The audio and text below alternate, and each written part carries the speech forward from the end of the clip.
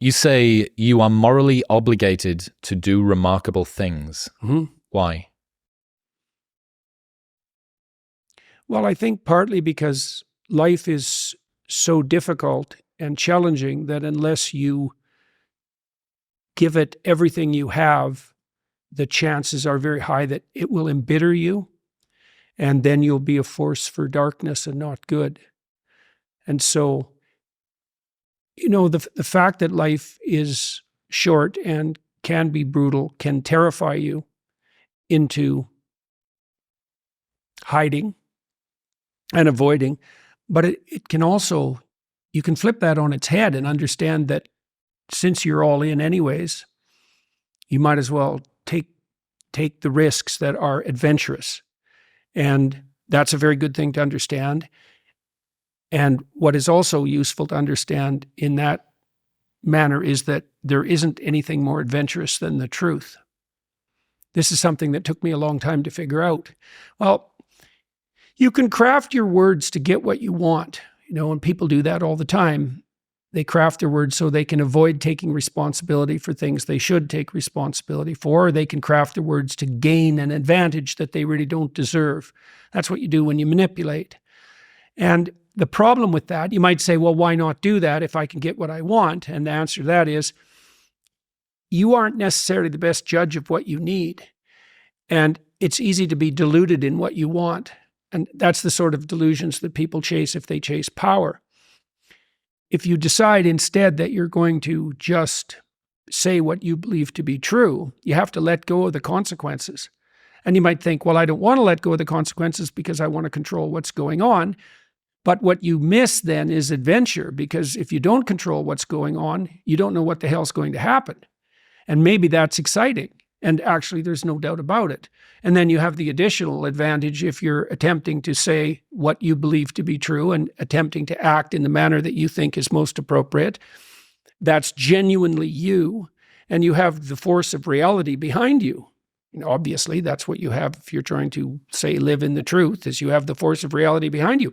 That seems like a good deal. Then you have the reality and the adventure. So why is that a moral obligation? Well, if you hide and you don't let what's inside of you out, and you don't bring into the world what you could bring, and you become cynical and bitter, you will start doing very dark things. So you'll start, not only will you not add to the world what you could add, but you'll start being jealous of people who are competent and doing well and work to destroy them. So that's the pathway to hell, really. So one of the trends that I've been railing against most recently has been cynicism. Mm-hmm. There's this pervasive belief that everything is terrible and it can't get better. Yeah. And the people who believe that it can improve are dumb and delusional and the problem. And I don't know where it comes from. I don't like it. Well, it's the beginning of wisdom, cynicism. This is part of the reason why it's hard to combat, because people start out naive. And naive people are optimistic, but not really. They're just naive. And naive people have no idea that there's, say, malevolence in the world. They have no idea that there's malevolence in their own heart. They're sheltered and dependent. And when that breaks, it often breaks into cynicism. And so cynicism is actually an improvement. As the veils have fallen from your eyes. Exactly. The problem with cynicism is that, especially if it's allied with a kind of arrogance, is that you can end there. And that's a big mistake. So then the question becomes, well, once you've been bitten hard and you're no longer naive, well, that is very hard on your optimism, let's say. So then the question is, how do you restore that without reverting to the naivety, which you can't do anyways without blinding yourself once you've been bitten? And the answer to that is you substitute courage for naivety, and you regain your optimism as a moral imperative. Right? So one of the things you might ask yourself is, well, if the future is likely to be catastrophic in a variety of different ways, which is definitely the case, both socially and personally, then what attitude should you bring to bear on that? And the answer might be, well, if you were courageous and faithful, and I can explain what that means, then you would conduct yourself in a manner that met the future head on, with the presumption that you can manage it. And this is the presumption we should bring to bear politically. Now, the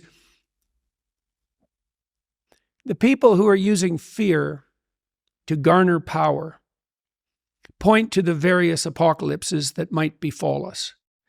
And it's difficult to counter them because the future is always an apocalyptic horizon. Like, everything can fall apart and has before and might well again and will, in fact, in your life as you age and die. And so it's very easy to conjure up an apocalypse. Then the question becomes not, is that apocalypse potentially real? Because the answer to that is yes, but what attitude should you have towards that? Naive, that's not good. Cynical, that's better, but it's still not good. It's another form of hell, and it also tends to make the potential apocalypses more likely. Well, so what do you have when you move beyond cynicism? And what you have when you move beyond cynicism is wisdom. And that's not naive, it's courageous. And one of the things that religious people have done relatively badly, especially in recent years, is they've failed to delineate the relationship between faith and courage. People like Dawkins and the New Atheists, they point to faith and they describe it as something like belief in foolish superstitions.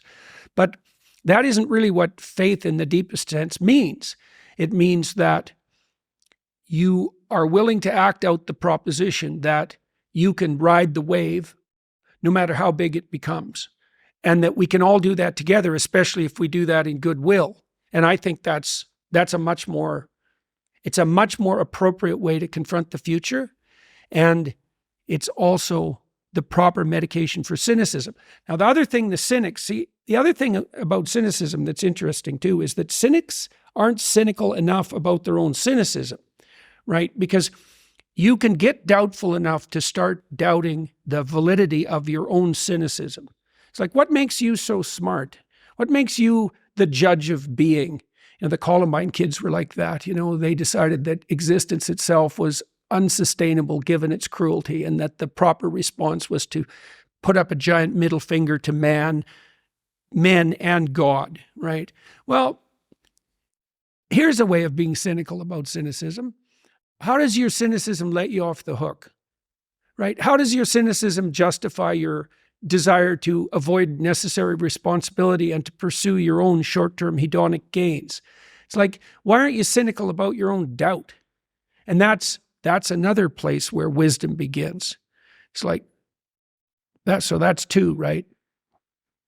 Cynicism beats naivety, but it's not the ultimate destination. And you should be cynical enough to question the moral validity of your own resentment and your own, what would you say, your own turning away from the world. The way that I see it, given that we don't know the future, given that much of our motivations are invisible to us, we're not a crystal pond that we can see into, you have to have some form of delusion about what's going to happen in the future. You're trying your best to see the way that it's going to be, but given that the glass could be half empty or half full, why not have a delusion that's going to be useful to you, one of hope, even in the face and the understanding that things might be difficult and that there's going to be obstacles? There was a line of social psychology that pursued that argument for quite a while, that made the argument that people had to have positive illusions about the future, and that was the fundamental way that people staved off despair and bolstered their self-esteem. But I don't think we need to separate out the distinction between fantasy and delusion. You do have a fantasy about the future. You have to, because like you said, it's not structured. So you have to provisionally map the future. That's what a plan is. Positive That's goal. What a strategy is. Yeah. Right. But that doesn't make it a delusion. Like, it becomes a delusion when the map bears no relationship to the underlying territory. So if you have a strategy for the future, maybe let's say that your strategy for the future, just for the sake of argument, is that you have 5 million YouTube subscribers in 3 years. Well, you have no evidence of the strict sort that that's how it's going to be, because anything could happen between now and 3 years from now, let's say. But there's no reason to call that a delusion. It's one hypothetically possible path of potential. And then you can make the sacrifices necessary to bring that about. So even though it's a fantasy, because it maps something that isn't there, it's not a delusion. It's a delusion when you're ignoring elements of your own experience that would inform your fantasy more effectively. You're ignoring them so that you can live in a positive representation of the future without having to pay the appropriate price for it. One of my favorite ideas I learned over the last couple of years is the inner citadel from Isaiah Berlin. Do you know this? Mm-hmm. So Isaiah Berlin says, when the natural road toward human fulfillment is blocked, human beings retreat into themselves, become involved in themselves, and try to create inwardly that world which some evil fate has denied them externally. That's a delusion often. If you cannot obtain from the world that which you really desire, you must teach yourself not to want it. If you cannot get what you want, you must teach yourself to want what you can get. Mm-hmm. This is a very frequent form of spiritual retreat in depth into a kind of inner citadel in which you lock yourself up against all of the fearful ills of the world. Mutual friend Rob Henderson explained it in a simpler way. If your leg is wounded, you can try to treat the leg. And if you can't, then you cut the leg off and denounce that the desire for legs is misguided and must be subdued. And I think that we see this everywhere. Well, okay, so imagine that you lay out a plan and it meets with an impediment and it knocks the slats out from underneath the plan. Okay, now you retreat. Okay, now you have an option when you're retreating. And one option is to construct a world in fantasy where you're taking revenge on those who wronged you and getting what you want. That's a pathway to madness.